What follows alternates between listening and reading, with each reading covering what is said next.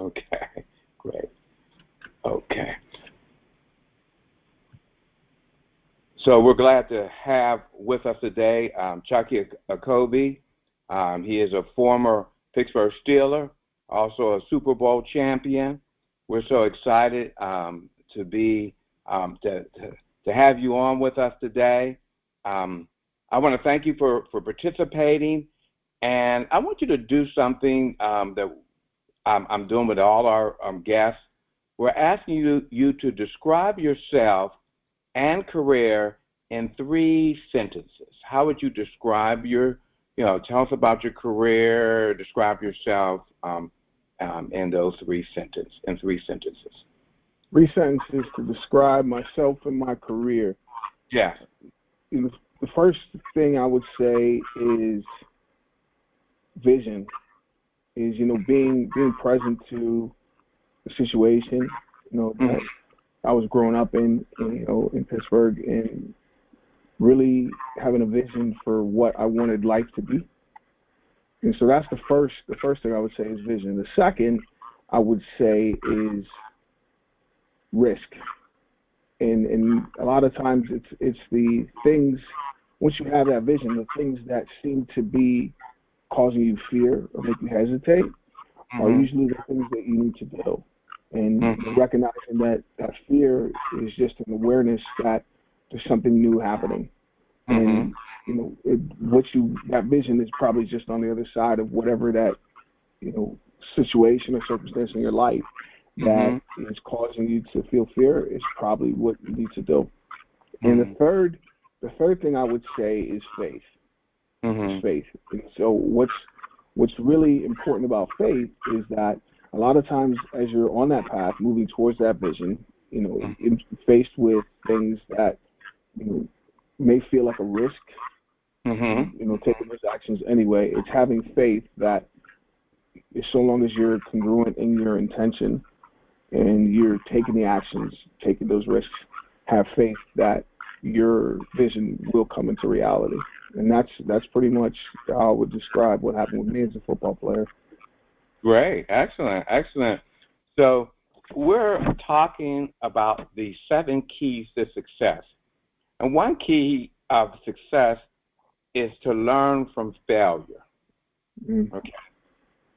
What did you learn from a failure in your life? Maybe what was your biggest failure, and what did you learn from it? One thing I'll say before I get into that specific question is, language is a funny thing. So I always look at that word failure as the real F word. That's the real dirty F word. Is failure. It's not so much bad in terms of what it means. It's just understanding that there's another F word we could use in that same situation that we used to describe as failure, that actually if we use a different F word, it empowers us. And it speaks exactly to that point, learning from failure. But instead of seeing it as a failure, I look at it as feedback. No failure, only feedback. And so at the end of the day, you have a plan. You take action on that plan. You had an expected result, and the result you get is different. It's just feedback that perhaps I need to go back and rework my plan. Okay. And so a lot of times, that word failure can make people feel negative. Whereas at the end of the day, if you look at it as feedback, the way these situations become, I either got what I wanted or I got the feedback I needed and the learning I needed in order to get what I want going forward. And so no matter what, failure, feedback, if you look at that failure as feedback, you can't lose. And that's the biggest thing. A lot of it comes down, when I think about some of my entrepreneurial ventures after football that didn't work out. And, learned a lot about relationships, working relationships, and how to work in conjunction with other people. Learned a lot about myself in terms of what works for me and what doesn't, and really learning how to reinvent my identity after seeing myself as a football player for so long. And so, again, going into these new roles of entrepreneurship and business, it's needing to recognize that I'm not failing, but as things weren't going my way, they weren't going as smoothly as they were going when I was playing in the NFL. Mm-hmm. It's feedback on the learnings I need to acquire and integrate as I move forward on my journey. So you learned about people, you learned about yourself, you learned about how to navigate different situations and different personalities, I would imagine. And right. It's always interesting in leadership, because what you're doing now, you're in a leadership role, in leadership and helping people grow. You're always, I guess, learning. That's what I would say. You're learning. You're learning about yourself. You're learning about other people, and you're learning how to lead the charge. I think that's some excellent information for our group to understand. What key of success would you like to discuss or share today? Now, we're going to be talking about the word focus, okay? So, so when you consider the key of focus, why is it so important to focus? It's important to focus because if we have something that you want to bring into your life, whether it be something material or something emotional, if you want to bring something into your life, it's about creating a picture in your mind, what I call an internal representation. Get a picture in your mind of what life will look like, sound like, and feel like when you bring that reality into your life. If you're looking for a wife or a husband, when you bring that person into your life. If you're looking for a better job or success in your business, it's like, imagine what it will look like, sound like, and feel like when you finally do achieve that goal. And once you have that vision, it's important to understand that focus is the key. So what am I focusing on? I'm focusing on that picture. I'm focusing on that picture. And recognize that in order to get what I want, all our results in life happen in two ways: gradually, then suddenly. Gradually, then suddenly. And so recognize you're going to be in that gradually phase 99% of the way until it actually happens. Then suddenly it happens, and then you start that whole. You come up with another vision of the future, and you go through that same cycle and rhythm again. And you got to stay focused on that vision. Now, focus is important because during that gradually phase, what's going to be crucial in terms of your ability to get your results or not is where do I focus my attention? And so in understanding what's serving me in terms of realizing that vision and what's distracting me from realizing that vision. So, I think about a quote, I believe it was Sauce Gardner, the cornerback for the New York Jets. And he mentioned something that I think a lot of young athletes could learn from, a lot of young black men in general. And he said, I'm a football player, and we're football players, talking about his teammates.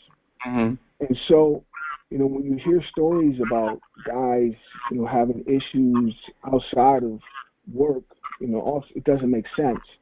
What else do you have to do other than focus on you're living a dream as a football player? All of your actions need to be about that. And that is the definition of focus. Focus isn't just mental. It's focusing through your actions, your behaviors. Are your behaviors with the intention of realizing that vision?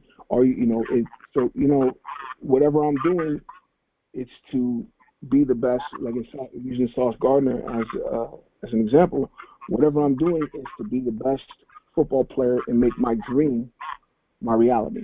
Without that focus, then your energy gets fragmented. And think about it like a shower head. The adjustable shower heads where sometimes you can make it like a real strong stream, but sometimes you make it. So like when you focus all your attention on that dream, it's like that shower head is that you concentrate all of the water, all of the focus. Yes. Whereas if you're not focused, and it's like those weaker streams that are just being dispersed in every which direction. Okay. You see, I mean, so it's really all about focusing your mind on that vision. Make sure that your actions are with the intention of making that vision real, and doing that over a period of time, that gradually phase, building up that momentum, that inertia, so that eventually it's going to pop and you have exactly what you want, maybe even something better than what you imagined. Yeah, you know, I like the fact that you mentioned momentum, because momentum happens after your focus. So your focus comes first, and those actions and that concentration leads to momentum.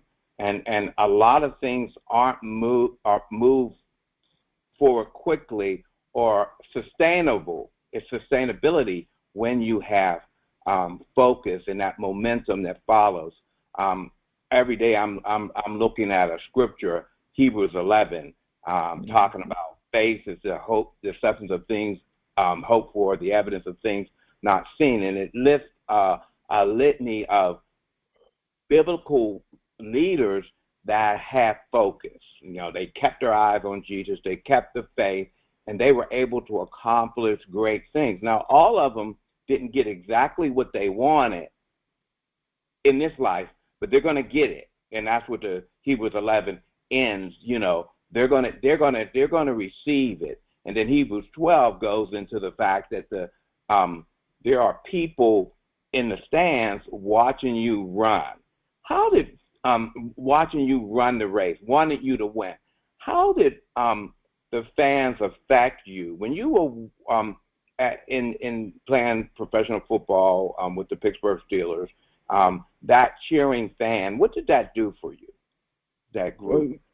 The funny thing is, you know, anytime you play sports, there's going to be another team, which means you're going to have opposing fans. So it's not just everybody cheering for you. You're going to have that balance of people who want to see you win and people who don't want to see you win.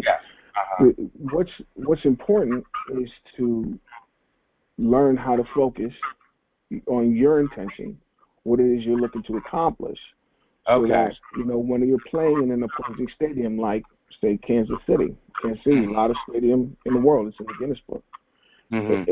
It's having my intention of what we're doing here in mind, and making sure that no matter how loud it gets, no matter how many things outside of me seem to be opposing me, I have control of where I place my focus in my mind, where I focus my emotions, and I have control over my actions. So in the simplest terms, the fans were just a reminder to stay focused on me.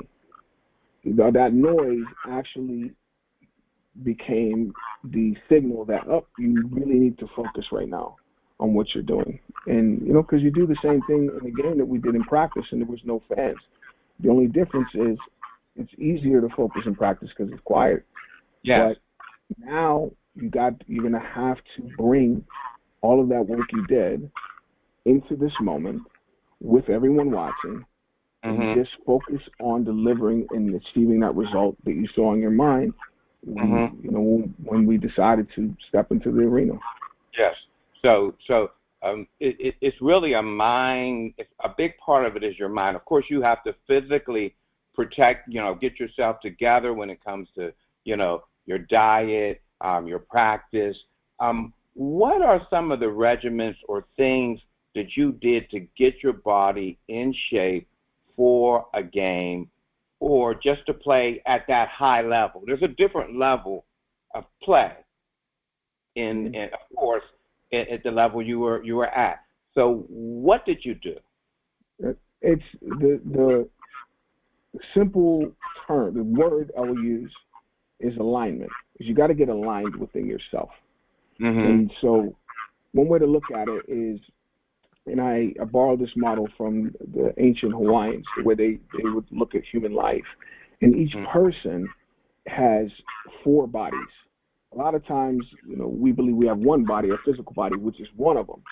But I think you're going to resonate with this. We actually each have 4 bodies. You have a spiritual body, you have the mental body, you have the emotional body, and your physical body. And in order to perform at that high level, to be able to, achieve those results at that high level, you're going to need every aspect of yourself to be aligned. Okay. And so when you talk about that spiritual body, think about it etherically, like a halo above your head. So I always like to explain it to clients or when I'm teaching and speaking as that's, in Genesis. In Genesis it said, God, Genesis 1:27, where God made man in his image. I always believed that doesn't make sense that God would have a body like mine. I think that would be a real encumbrance to do the job that God has to do, to be stuck in a physical body. So I didn't take that literally to mean that God looks like a man. What it means is that spiritual body, that part that we all have, that's the God part of us. That's the part that reflects God, is our spirit. Mm-hmm. So that spiritual body. And so when we talk about being able to perform at that high level, you got to be right with God. You got to be right with the God part of yourself, which is your direct connection to God above. Mm-hmm. So that starts. And then, again, going back to that four-body model from the ancient Hawaiians, there's a natural law called the law of higher planes. And so if you look at those four bodies, spiritual, mental, emotional, physical, like they're stacked up on top of each other, the one above is going to have direct influence over the one below. Mm-hmm. So if you're right with God in the spiritual body, then that's going to affect your thought processes. Mm-hmm. And so like that influence of God is going to directly affect the nature of your thoughts, if they're positive thoughts, if they're God-like thoughts. And so you right with the spiritual body, then you're going to tell positive stories about yourself. You're going to tell positive stories about what you're doing. You're going to tell positive stories about the results you're working towards. And so once that energy moves down from the mental body, now you've got the plan, you've got the story, you've got the thought processes, then it moves down. Because remember, law of the higher planes, the thoughts are going to have direct influence over your emotions. Yes. Uh-huh. And so it's like thinking I'm ordained, I'm created in the vision of God. I know what I want. I know exactly what the plan is. I know what to do mentally. Now that energy moves down into the emotional body. And most people don't realize that emotions are just the energy that is us in motion. Energy in motion, emotions. Mm-hmm. So again, God has blessed me with this energy, the same energy that creates body heat. Let's put it in motion through our actions.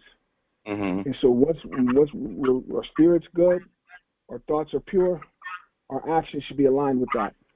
Mm-hmm. And then if I continue to just take actions in that cycle and rhythm, right with God, right in my thoughts, right in my emotions, right with God, right in my thoughts, right with my emotions, and I continue to behave and take action based on that, then in my physical world, the fourth body, that's going to reflect.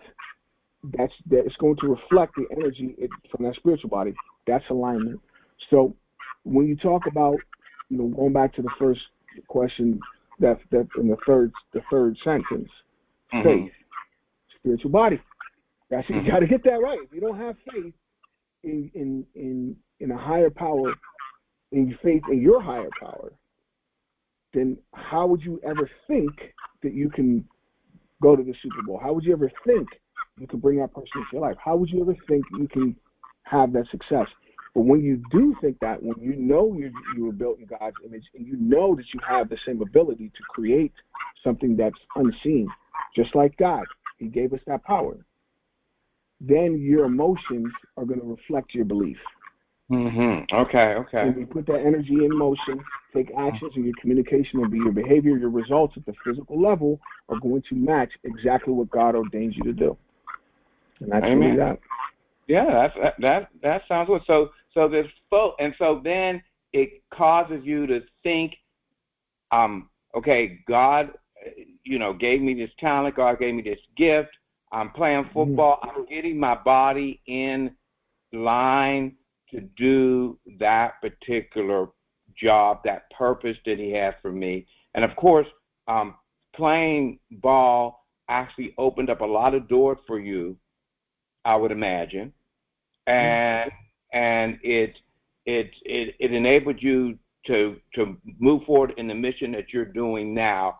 And you have a company. What's the company's name? Ali Family Advisory. That's my company. Ali Family Advisory. And what Ali Family Advisory, the word Ali is an ancient Hawaiian word. And in simple English, it means chief.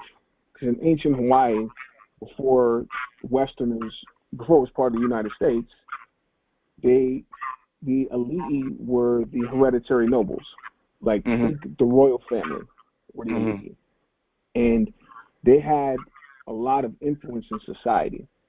And when you think about what's happened over time on the planet and a lot of the native cultures that were displaced by colonialism, the Hawaiians are an example, just like a lot of people of color are examples of that. And when you look at sports and entertainment, you look at like the NBA, the NFL, you're looking at 70 to 85% people of color, and a lot of them don't come from advantage situations. And so you're looking at newfound wealth, having to step into a new identity, live in a new world. And I remember when I was an athlete, coming from my background, being first generation American, my parents from Nigeria, and all of a sudden having more money, more attention, more opportunities, and having to really figure out how to navigate this new chapter. And that's a big part of what we do, is help high-level performers to really heal any type of generational, emotional trauma, really define their family's unique culture and contribution to society, and ensure the enduring growth of their wealth, but not just their wealth, their mindset for success and the family values that they develop, and make sure that gets passed down across generations. It's what I call wealth beyond money. Wealth beyond money. And so a lot of times we're always focused on money, having money, and that really starting to, my mindset will change when I have money. My values will change when I have money. It's what a friend of mine calls barbershop conversations. Like, if I had $1 million, I would be different. It's like, no, you have to be aligned as the person who's worthy of that $1 million. And a lot of times, people have success and they feel guilty about it, and because the people, their family doesn't have the life they're living is different than the life of their people. They never knew anybody with money. They never knew anybody with success. And so that's a big part of what I do is help leaders to really get a fuller experience of their whole self, all four aspects, if you will, spiritually, mentally, emotionally, physically, to really be able to connect to their purpose and mission in life, and be able to connect to their environment, which connect with others in their families, in their business, in their relationships. And that's really what it's all about, is creating that alignment and balance with these high-level performing, what I call modern-day elite. That's why it's Elite Family Advisory, because we're really talking about that generational wealth beyond money and passing that down. Let's not just pass down the money, but let's pass down the values. Let's pass down the mindset. Let's pass down the faith that got us into the situation in the first place. That sounds good. Do you have well, you already gave me a quotation, but maybe you have another one, a quotation or scripture or saying that supports you as you build your organization, as you go through life, because, of course, it's not like you got out of the NFL and stopped doing what you needed to do to stay healthy, to stay mentally sharp. Is there a saying or a quote that comes to mind? Yeah, it actually goes back to Genesis, and I think Genesis 1:3. And I'm not really good at quoting scripture, but I can paraphrase. Yes, that's in Genesis 1:3. God desired something, rain. That God desired rain. He thought of it. He desired it. He thought of it. He created it. So think about this.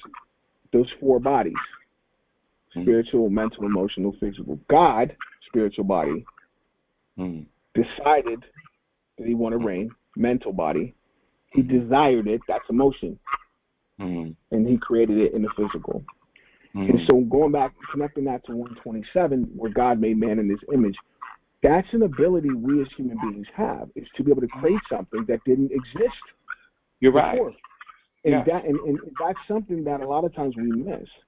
And so what it comes down to, just tying everything we're talking about together, and where I say faith is important, if you can have undeniable, just completely surrendered to your love of Jesus Christ or your love of God, then you have the ability to show yourself that same reverence. And it's, not accept stories about yourself like I can't or I'm not.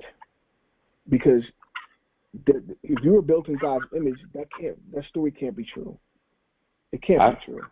That's great. That's a good word. We're almost done, but I want to ask a couple more questions. What do you know? No, who do you know that I should know? Who do you know that I should know? So maybe it's a former player, maybe it's a person in business. But if we were in the same city and I said, hey, I want to take someone to lunch, do a lunch and learn with somebody, who do you know that I should know? The person that I would say is David Banner. David Banner, a lot of us know him as a rapper, and he, he's had a lot of success in music. He's a very accomplished actor nowadays. The reason I say David Banner is, in a time in life where, especially for us, people of color, we've had a lot of our idols, the people who we saw as excellence, fall for different reasons. They find themselves in different situations. Maybe they were doing things that weren't consistent with the person we knew them to be. But the work that David Banner does, as an advocate, doing activism for African Americans, the work he does for HBCUs, and really, fostering what I call generational wealth beyond money amongst people of color. I think that there's a lot to learn from his example. And, a lot of times we associate people with their work and believe that, oh, he's a rapper. And rap music, especially if you go back to when he first was in it, 20-some years ago, a lot of times we associate those songs with the person, but that's not it at all. What it is, people in music, especially rap music, look at the environments they're coming from. And just like the ancient Hawaiians who had chanters who would chant about what was going on in their environment, those rappers are modern day chanters, and they're talking about what's going on in their environment. It's not necessarily, what else are they going to do? They're actually sharing their heart. And when you look at somebody like David Banner, you look at the influence that he's doing. Just check out his YouTube channel, check out his Instagram, and you look at these things, and you're going to get a perspective that will surprise you, coming from somebody who's been involved in rap and entertainment and all of the stories we have about it. So what it comes down to is it's meet somebody that's coming from a perspective other than your own. And you'd be surprised, it's like my coach, he's from Hawaii, and I love this guy, and he talks about what his uncle used to say in the native Hawaiian language. Aohe pau ko ike ko halau, which means realize not all teaching comes from your school. There's teachings all around us. And so that's why, when I look at, the work that you do, the work that a lot of people in your congregation do, is I think somebody like David Banner would be an unexpected. He's like, you wouldn't think, this is somebody I can learn from. But man's extremely intelligent, and he's been a role model for young black people for a long time. And I think as he's matured and grown and throughout his life, just following him, I think we can all learn from him in terms of how we can evolve as we go on our journey. Hey, it sounds good. No, it's so important that we understand. I've emphasized this throughout my life. I'm being a lifelong learner. So Mm-hmm. no matter how many degrees you got, and you can always learn from someone older than you. You can learn with somebody from a different culture of yours. You can learn from someone younger than you. And so, Right. and of course, I've learned a lot just, knowing you, being when we first met, I don't know how many years ago, that was maybe 3 or 4 years ago, maybe even longer. It's Um, longer than that. It's been a yeah, while. yeah, it's been a while. So we learn from each other, and that's the way we have to do. I got some younger daughters. My daughters are young, of course, and I learn from them when they go to school, when they were going to school and learning stuff. Tried to learn from them, but I'm so grateful what you have brought to the table here. Um, so how do you grow in your focus daily? And this will be my last question. How do you grow in your focus daily? Well, the short answer is meditation. Mm-hmm. Meditation, a lot of times we have a lot of stories around what we believe meditation is. But Mm-hmm. prayer is a form of meditation. Mm-hmm. Prayer is a form of meditation. And all it is all meditation is, meditation, prayer, Mm-hmm. they're the same thing. Prayer is a form of meditation, is quieting your mind, turning your focus internally, Mm-hmm. and speaking to and through that spiritual body to a higher source. So it's really, when you think about meditation and prayer, that's really connecting to the universe, connecting to God, connecting to my higher self, focusing on my intention for the Mm-hmm. day, for the week, for the month, for my family, for my business, for my physical health. Focus Mm-hmm. on that intention and really put some time into it, like some time. Prayer can be quick, meditation can be quick. Prayer can be long, meditation can take as long as you want it to take. But what it is meditation and prayer help you to turn your focus inward because we spend our whole life, our days focused outwards. We're driving, we're looking at what's going on around, we're looking at a screen, we're looking at our phone. Is prayer and meditation is take a moment to turn your focus inward, focus on who you are being today, what are you going to do to Mm-hmm. express who you're being as a child of God, as being built in God's image, and what is it that you would like to have? What result would you like to have from this alignment that you've created within yourself, that you express through your behavior, your communication, your actions, Mm-hmm. and create results and impact, for yourself and for others. Number one thing is to be able to turn your focus inward. And the reason I say meditation in conjunction with prayer is a lot of time, as a mindset coach, do psychology and do a lot of mindset, mental performance work with clients, high performers. Is I think about when I was talking to a high school football team in Nebraska, Mm-hmm. and I asked them, would you guys agree that the mind and the body are connected? Mm-hmm. Everyone said, yeah. And I said, okay, how are they connected? Nobody knows. But there's actually a very simple connection. It's breathing. Mm-hmm. Breathing.